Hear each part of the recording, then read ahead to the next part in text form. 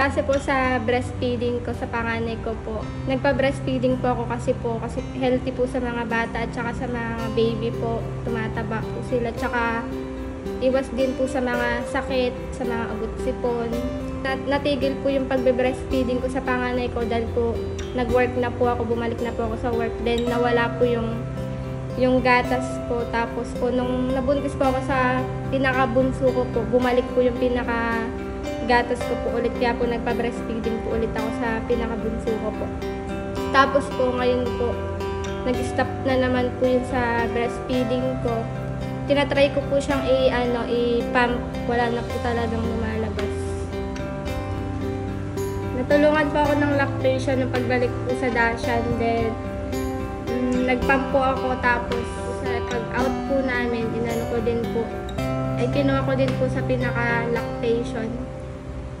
Kaya po malaking tulong po sa akin yung lactation.